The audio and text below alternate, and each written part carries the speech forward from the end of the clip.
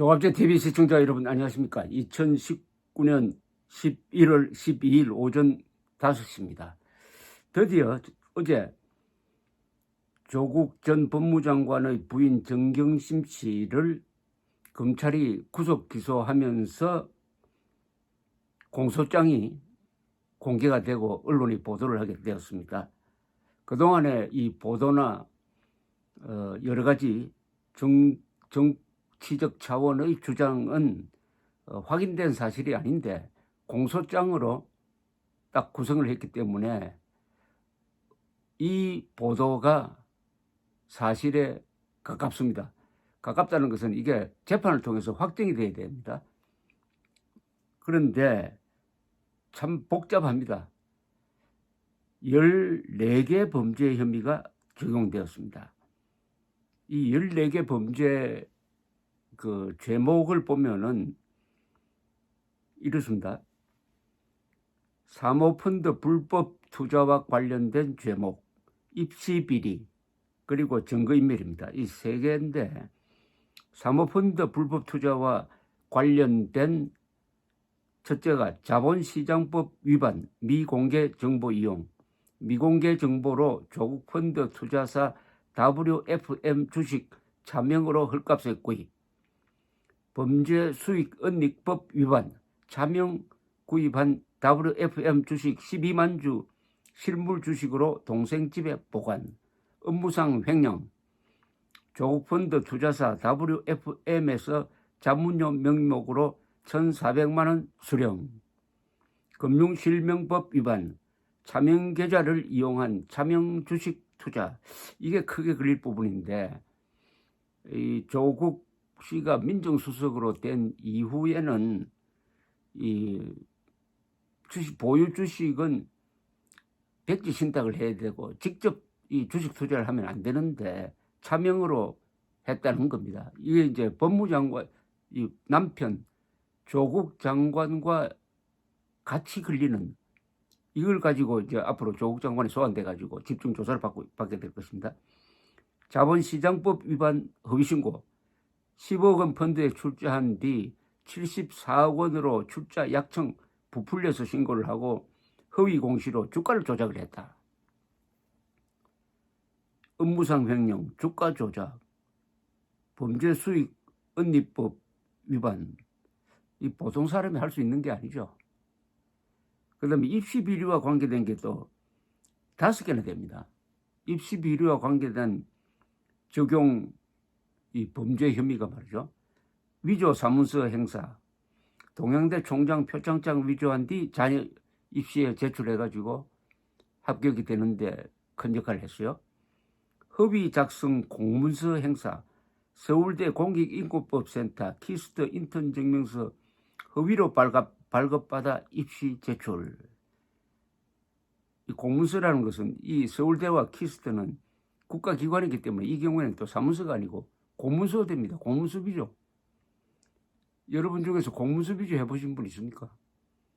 아니 사문서 비조라도 해보신 적 있습니까? 이런 분의 남편이 우리나라에서 법을 제일 잘 지킨다고 해서 법무장관으로 임명할 때 문재인 대통령이 뭐라고 했느냐? 대한민국을 대표하는 법학자다. 법과 원칙의 소신가다라고 했습니다. 그 다음에 이 입시 비리와 관련된 혐의를 한번 보겠습니다. 위조 사문서 행사, 허위 작성 공문서 행사 말씀드렸고, 그 다음에 업무 방해가 있어요.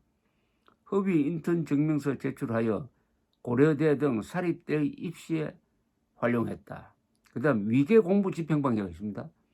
위조 표창장 제출하여 부산대 등 국립대 입시에 활용을 했기 때문에 이건 공부 집행 방해가 됩니다. 그 다음에 보조금 관리법 위반, 사기, 딸을 동양대 연구보조원으로 허위 등록한 뒤에 수당 320만 원 수령. 이 두 부부가 이 돈에 굉장히 민감한 사람이에요. 강의도 안 하고 조국 장관 같은 경우에는 한 달에 1,000만 원 정도 뭐 받고 이렇게 하대요. 증거인멸, 증거은닉 교사, 자산관리인에게 동양대 PC 및 자택 하드디스크 은닉을 지시를 했다는 겁니다.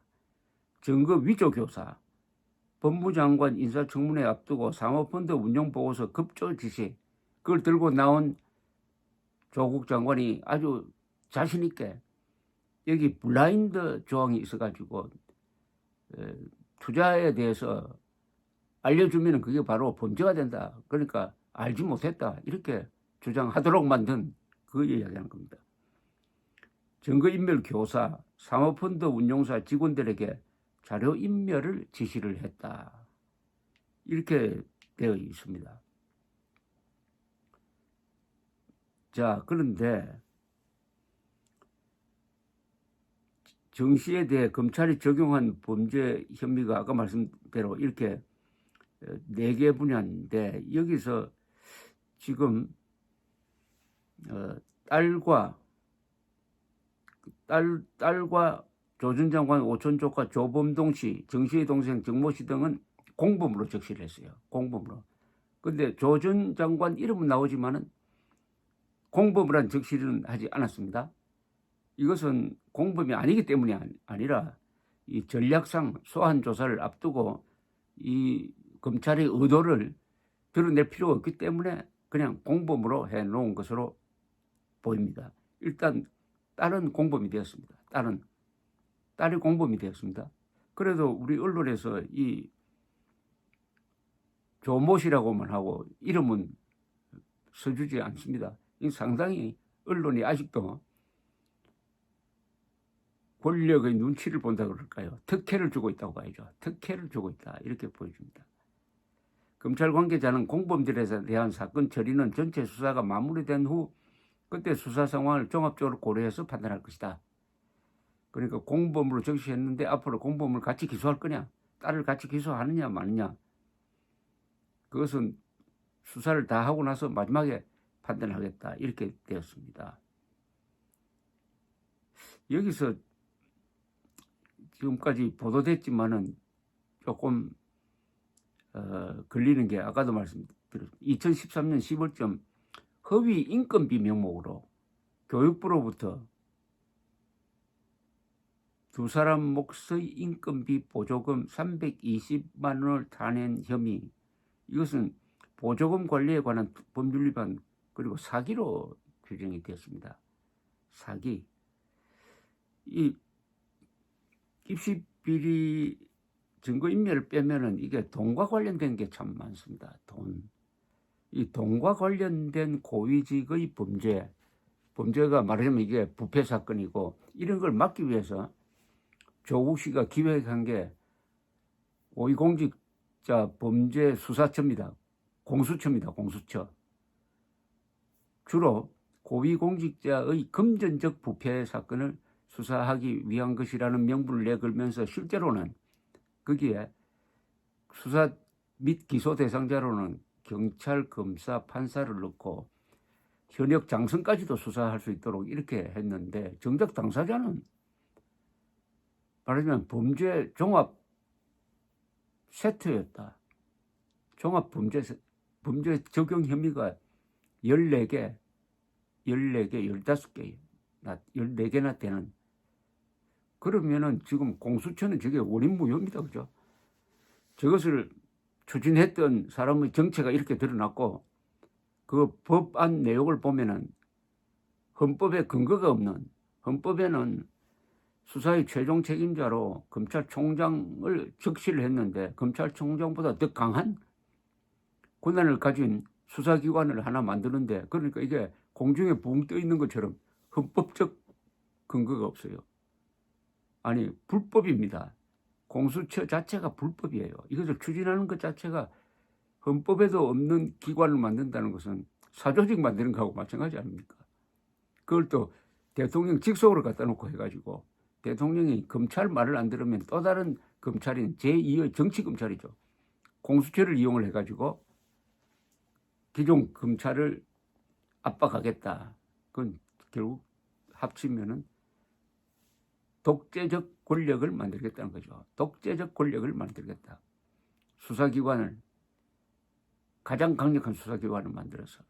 그런데 그것을 기획했던 사람의 진면목이 검찰에 의해서 이렇게 밝혀졌습니다.